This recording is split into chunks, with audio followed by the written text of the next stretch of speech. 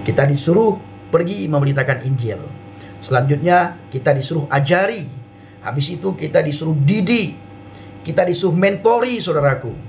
Makanya saya sangat sering ke Mentawai.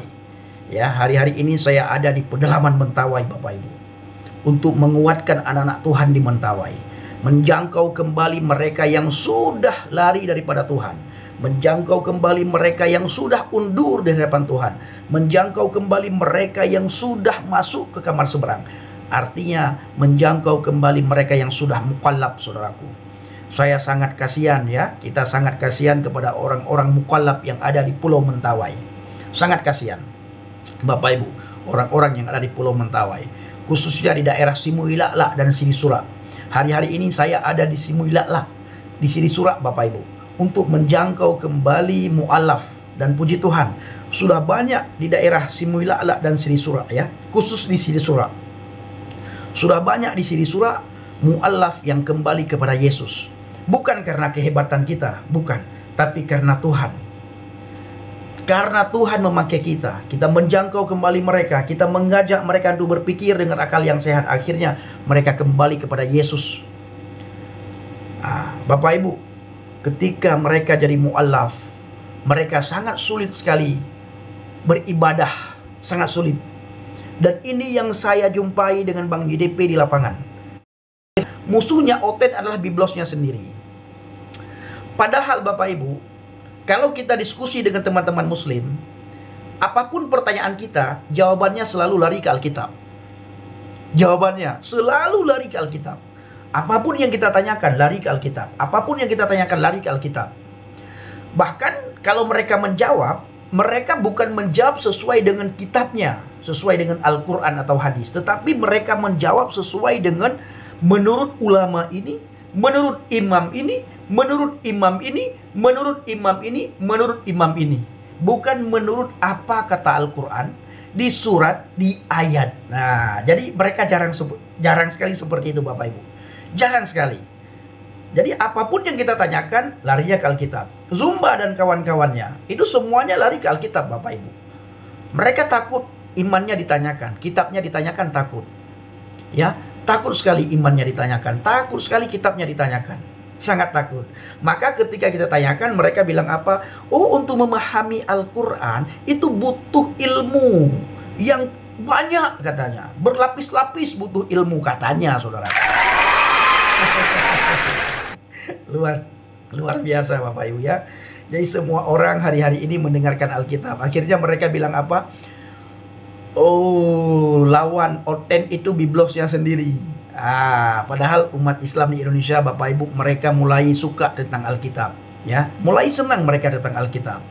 Mereka baca Alkitab, mendengarkan Alkitab. Akhirnya ada juga orang yang bertobat, ada orang yang percaya, ada orang yang beriman. Itu kenapa? Karena seringnya diperdengarkan. Siapa yang memperdengarkan Alkitab? Yang pertama, pendeta, para gembala, gereja, jemaat Tuhan, anak-anak Tuhan, para penginjil, para hamba Tuhan. Yang kedua, siapa lagi yang memperdengarkan Alkitab? Para polemikus Muslim, para ustadz mukallaf. Ustadz mukallaf tiap saat memperdengarkan Alkitab.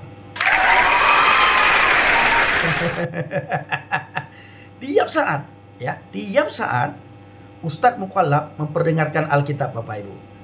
Ini Herlina bilang lagi, ketika kita jawab, Bapak Ibu, ya, apa kata Herlina? Alhamdulillah banyak mu'alaf karena otaknya waras. Itu dia bilang, ya. Saya tidak pernah melihat ada watak seorang mu'alaf yang waras. Begitu dia mu'alaf, Alkitab yang dibahas.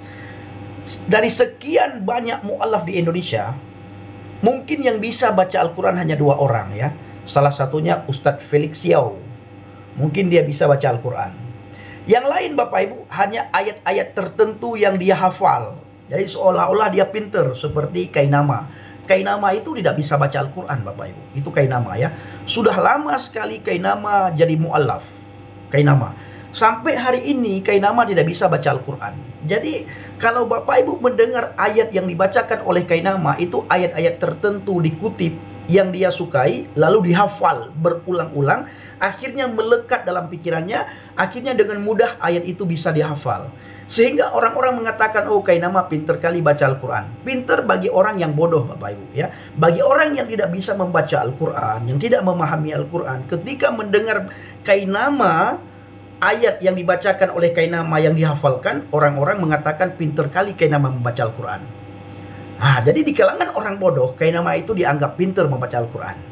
Bagi saya, dia tidak paham apa-apa. Kenapa Bapak Ibu? Karena Kainama, ayat yang dia bacakan itu adalah ayat yang dia sukai, lalu dihafal berulang-ulang. Ya, dihafal berulang-ulang.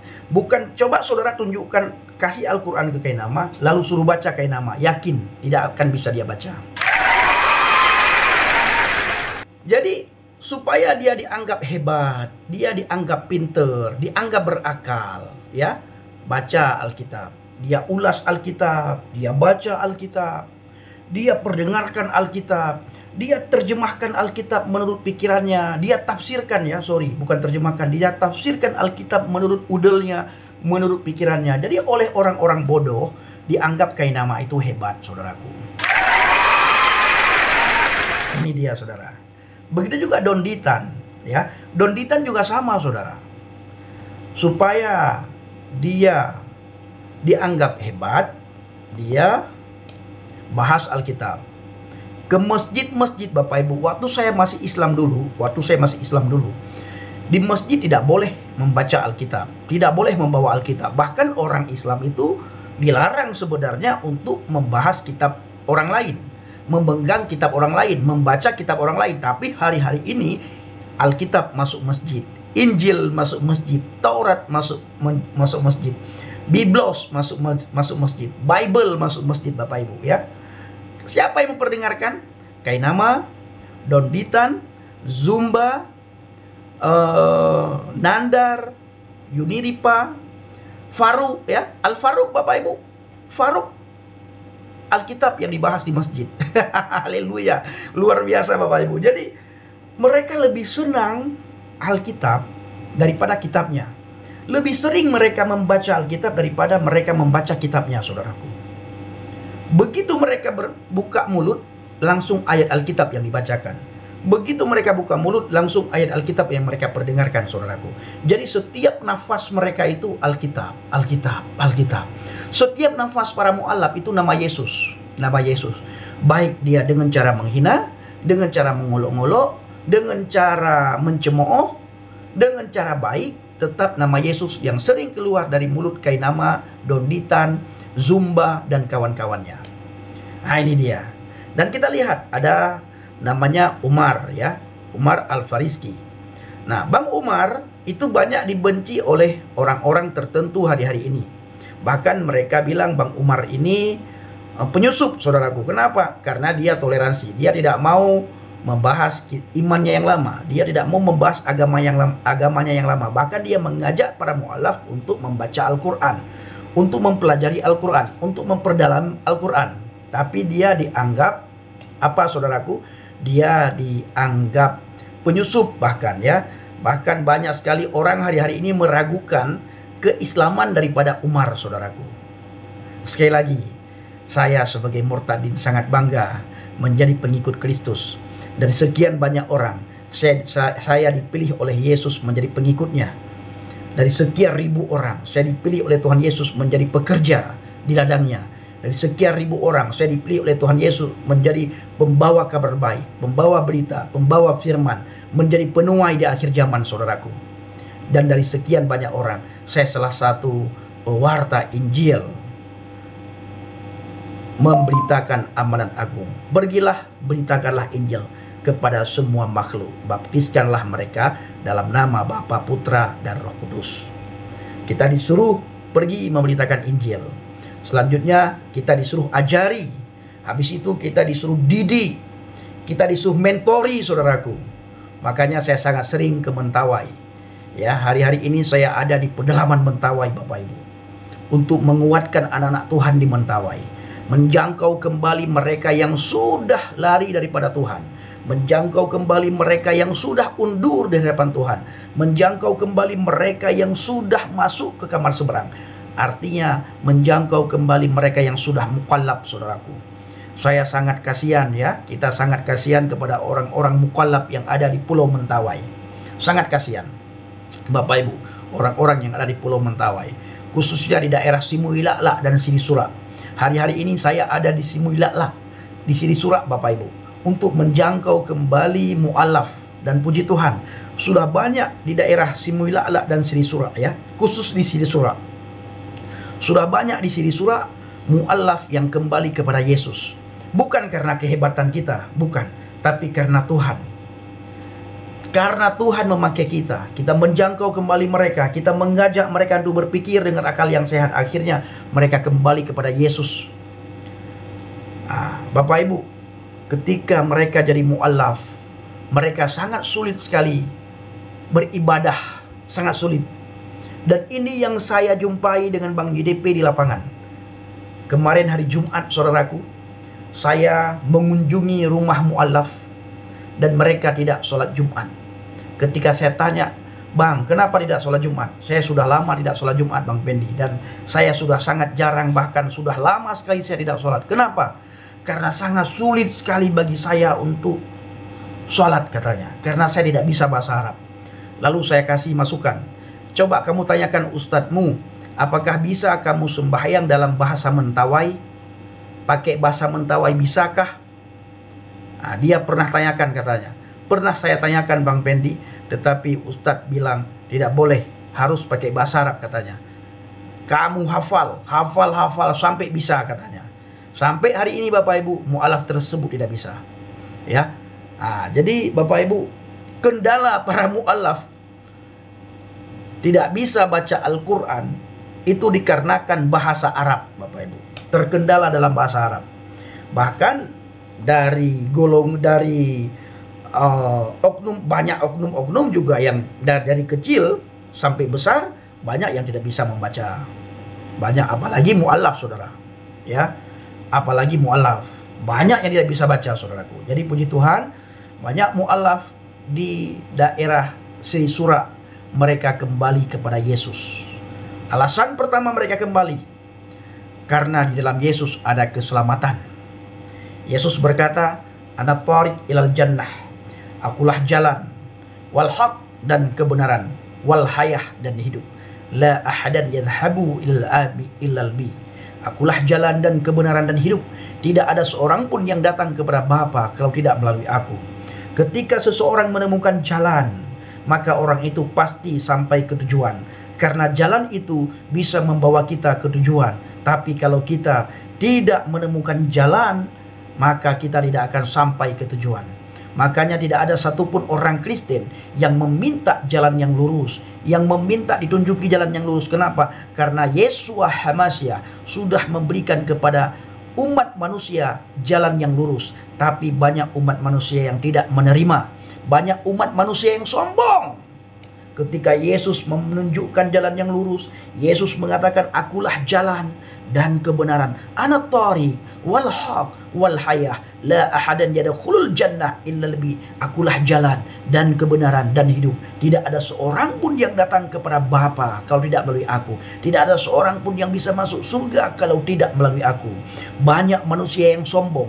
Mereka meyakini, mereka berpikir, Bapak Ibu, saya bisa masuk surga tanpa percaya kepada Yesus. Saya bisa masuk surga dengan usaha saya. Saya bisa masuk surga dengan amal kebaikan saya. Saya bisa masuk surga dengan pahala yang saya kumpulkan. Padahal di hadapan manusia, di hadapan Tuhan, ya, amal kita, pahala kita itu bagaikan kain kotor, Bapak Ibu. Tuhan tidak butuh amal kita. Tuhan tidak butuh pahala kita. Tuhan tidak butuh kebaikan kita. Karena Dia mengharapkan kita bagaimana kita selamat, percaya kepadanya. Bukan berarti orang Kristen bebas melakukan dosa, bebas melakukan kesalahan, bebas melakukan hal-hal yang keji. Tidak ya. Tetap kami melakukan kebaikan, bahkan kami dituntut supaya kami melakukan hal-hal yang benar di hadapan Tuhan, ya. Kenapa? Karena itu adalah buah daripada pertobatan kami. Sekali lagi, tidak ada satupun orang Kristen yang meminta jalan yang lurus, karena Yesus sudah memberikan jalan yang lurus kepada orang Kristen. Maka tidak ada satupun manusia yang namanya orang Kristen meminta jalan yang lurus, karena sudah diberikan. Orang-orang yang orang-orang yang belum mendapatkan diminta terus, mereka minta terus, mereka minta terus, mereka minta terus. Saran saya, datanglah kepada Yesus. Ya, jangan sombong. Ya, jangan pernah sombong. Saudara tidak akan bisa masuk surga kalau saudara menolak Yesus. Saudara tidak akan bisa masuk surga kalau saudara tidak percaya kepada Yesus. Saudara jangan sombong, jangan merasa saudara bisa masuk surga. Saya bisa masuk surga tanpa Yesus. Apa itu Yesus? Dia manusia, dia nabi, dia rasul, dia utusan. Ingat, mau dia nabi, dia rasul, dia utusan, siapapun dia. Yang jelas, kalau saudara mau masuk surga, saudara harus ikut dia. Saudara harus percaya kepadanya. Saudara harus taat kepadanya. Saudara harus menyerahkan diri kepada Yesus. Maka Yesus akan memimpinkan saudara sehingga saudara bisa masuk surga. Kalau saudara merasa diri saudara hidup selama-lamanya di dunia ini, jangan percaya kepada Yesus. Tapi kalau saudara merasa besok saya mati, 2 hari lagi saya mati, tahun depan saya mati, dan kematian tidak ada satupun yang tahu. Dan kalau saudara merasa diri saudara akan meninggalkan dunia ini, maka saya ingin kasih tahu saudara, saudara butuh Yesus. Ya, kalau saudara meninggalkan dunia ini, kalau saudara mati, saudara butuh Yesus. Tapi kalau saudara tidak mati-mati, hidup selama-lamanya, tidak perlu Yesus. Ya, tidak perlu Yesus. Tidak usah saudara percaya kepada Yesus. Tapi kalau saudara merasa saya mati, saya tidak selama-lamanya di dunia ini, saya tidak selama-lamanya sehat, saya tidak selama-lamanya hidup, maka saya pastikan saudara harus cari Yesus. Saudara harus percaya kepada Yesus. Bukakan telinga saudara, bukakan pikiran saudara, bukakan hati saudara. Terima Yesus sebagai Tuhan dan Juru Selamat. Maka saudara bisa masuk surga, saudara tidak akan binasa di dalam neraka. Saya ulangi sekali lagi. Saya ada di Pulau Mentawai, di daerah Sirisura dan Similala. Malam ini saya kasih tahu kepada Bapak Ibu, saudara harus percaya kepada Yesus, karena hanya melalui Yesus saudara bisa masuk surga. Dan kalau saudara merasa diri saudara hidup selama-lamanya, saudara tidak mati, saudara sehat selama-lamanya, tidak perlu percaya kepada Yesus. Tapi kalau saudara merasa saudara tidak selamanya di dunia ini, saudara tidak lama lagi mati, saudara tidak lama lagi meninggalkan dunia ini, saya harus paksakan saudara, percayalah kepada Yesus Kristus. Ya, percayalah kepada Yesus Kristus, karena saudara akan mati. Kenapa kita harus percaya kepada Yesus? Karena kita pasti mati. Makanya kita butuh Yesus. Dunia butuh Yesus. Saya butuh Yesus. Kita semua butuh Yesus. Kenapa? Karena kita mati. Kita tidak selama-lamanya di dunia ini. Ya, saudara sudah menjaga makanan. Saya tidak mau makan daging babi karena di daging babi itu ada ulat pita. Saya tidak mau daging babi karena daging babi itu kolesterol. Saudara menjaga kesehatan saudara. Saudara menjaga makan minum saudara. Tidak mau makan ini, tidak mau makan itu, tidak mau minum ini, tidak mau minum itu. Saudara ingin sehat, tapi ingat, mau sehat apapun saudara, pasti saudara mati. Ya, mau sehat apapun saudara, saudara pasti mati. Maka dari itu saudara butuh Yesus. Saya butuh Yesus. Dari Sirisura, pedalaman Pulau Mentawai, saya mengajak Bapak Ibu semuanya yang mendengarkan live malam ini, ayo percaya kepada Yesus. Ya, ayo percaya kepada Yesus. Ayo datang kepada Yesus. Ayo ikuti saya. Saya ingin berdoa kepada saudara. Siapa yang bertelinga hendaklah mendengar. Iman timbul dari pendengaran, pendengaran akan firman Tuhan. Letakkan hati dan pikiran saudara di tempat yang netral. Ikuti doa saya. Bapa kami di surga, mulai malam ini saya membukakan hati saya membukakan pikiran saya. Masuklah ya firman ke dalam hati saya. Masuklah firman dalam pikiran saya. Saya ingin percaya kepada Engkau. Pimpinlah saya. Pimpinlah saya. Pimpinlah saya. Saya tidak mau binasa. Saya takut berada di tempat yang kekal neraka. Saya ingin di tempat yang kekal di surga.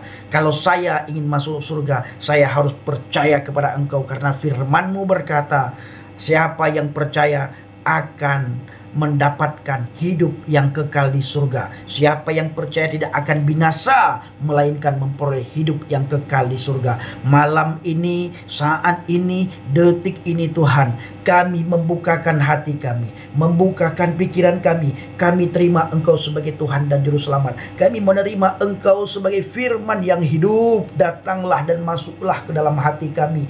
Pimpin hati kami, pimpin pikiran kami, pimpin langkah kami. Kami ingin, kami rindu berjalan di dalam firman-Mu. Kami ingin, kami rindu percaya kepada Engkau. Ini kami Tuhan, jamah hati kami, jamah pikiran kami. Ini kami Tuhan, ini kami, terimalah pertobatan kami ya Tuhan. Ampuni dosa kami Tuhan, ampuni pelanggaran kami Tuhan, ampuni setiap kesilapan yang kami lakukan ya Tuhan. Kami rindu ingin masuk ke dalam kerajaan surga-Mu ya Tuhan. Kalau kami melihat keadaan dunia ini, dunia semakin kacau, bencana alam di mana-mana, huru-hara di mana-mana, sakit di penyakit di mana-mana. Apa yang tidak mengenakkan pikiran kami terjadi di sekitar kami. Oleh karena itu Tuhan, sebelum kami meninggalkan dunia ini, kami harus pastikan diri kami berada di dalam Engkau ya Tuhan, berada di dalam firman Tuhan. Jamah setiap kami yang mendengarkan live saat ini, jamah hati kami, jamah pikiran kami, jamah pendengaran kami Tuhan. Ubah hati kami yang keras menjadi lembut, ubah hati kami yang sombong, pikiran kami yang sombong, hidup kami yang sombong, supaya kami selalu rendah hati menerima Engkau sebagai Tuhan dan Juru Selamat, karena Engkau datang untuk kepunyaan-Mu. Tapi kami yang kepunyaan Engkau ya Tuhan menolak Engkau. Malam ini, detik ini, saat ini, kami tidak mau lagi menolak Engkau. Kami percaya kepada Engkau satu-satunya Tuhan dan Juru Selamat. Tiada Juru Selamat selain Engkau ya Tuhan Yesus. Tiada Juru Selamat selain Engkau ya Tuhan Yesus. Ampuni dosa, kesalahan, pelanggaran kami Tuhan.